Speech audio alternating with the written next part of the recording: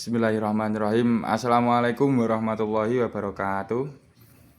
Perkenalkan, nama saya Muhammad Rizal Zamani dengan NIM 25403197, kelas MBS F semester 1. Kepada yang terhormat Bapak dosen pengantar manajemen Bapak Nur Anwar ME serta teman-teman kelas MBSF yang mungkin melihat video saya, semoga diberikan kesehatan, kekuatan, perlindungan oleh Allah Subhanahu wa taala. Amin amin ya rabbal alamin.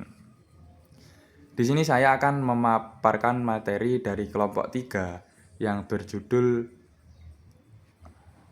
berjudul perencanaan dalam perusahaan. Sebelumnya saya ingin bertanya kepada kalian, pernahkah kalian melihat bisnis kecil di sekitar kita yang awalnya itu ramai banget, tapi kok tiba-tiba pelanggannya itu hilang semua?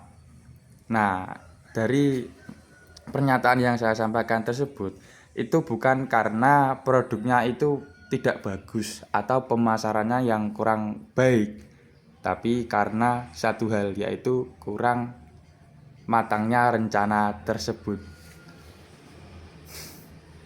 Coba kita lihat kenapa UMKM yang gampang kena masalah uang tunai, sementara yang lain santai saja. Apakah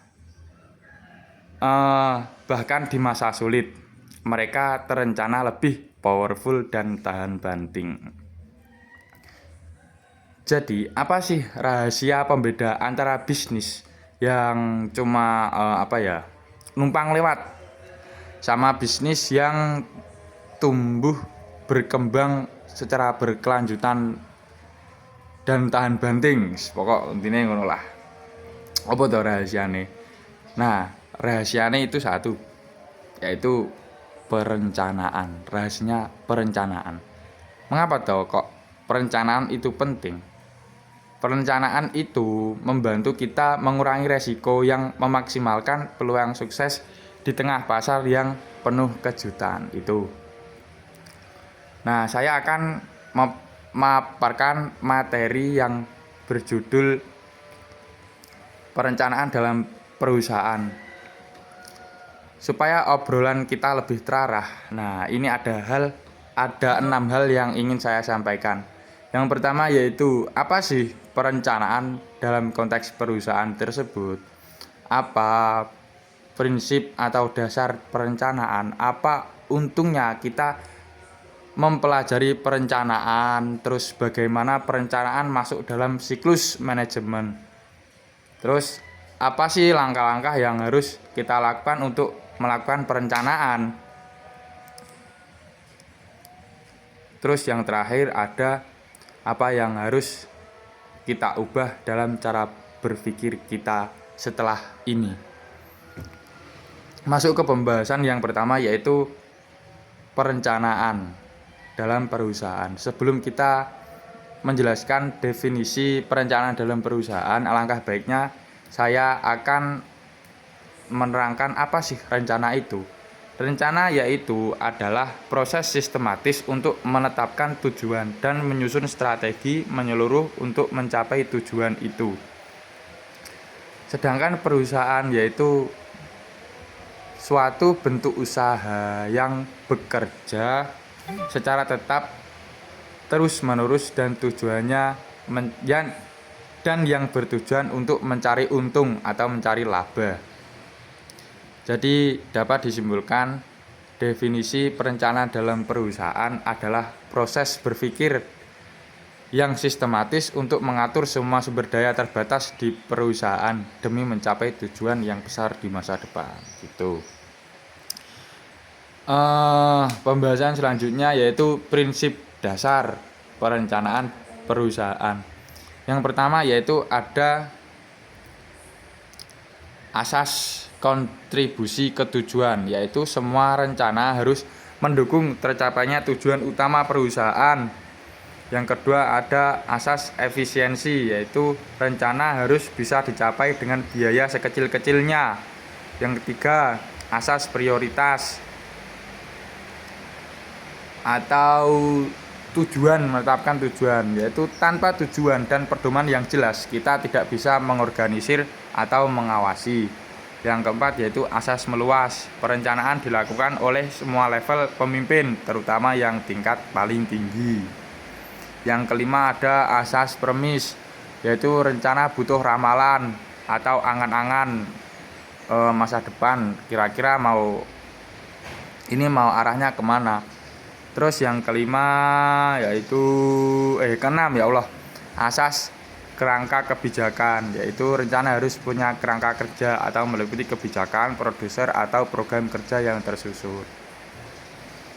Setelah kita mempelajari dasar-dasar perencanaan, kita lanjut ke pembahasan selanjutnya, yaitu keuntungan dan kekurangan dari perencanaan ini. Keuntungan dari perencanaan yaitu membuat pekerjaan lebih teratur dan terarah, meminimal tindakan yang membuang-buang waktu atau tidak produktif, menjadi alat ukur hasil kerja, memastikan fasilitas dapat dipakai dengan maksimal.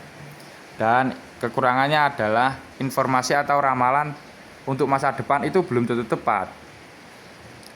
Terus biaya untuk menyusun rencana yang lengkap bisa sangat besar. Nah, ini yang paling sering terjadi. Rencana bisa menghambat ide baru pegawai karena mereka harus ikut pola yang sudah ada. Rencana bisa membuat tindakan darurat jadi terlambat karena harus lewat produser. Jadi minusnya itu kita harus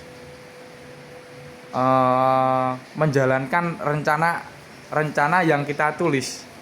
Jadi misal kayak kondisinya seperti ini, tapi di rencana kita yang dulu itu kita menulisnya besok harus begini, padahal besok belum tentu kejadiannya itu sama kayak yang kita tulis kemarin gitu. Terus sifat-sifat, lanjut pembahasan selanjutnya ya. Sifat-sifat strategis dalam perencanaan. Sebelum kita melakukan perencanaan, jadi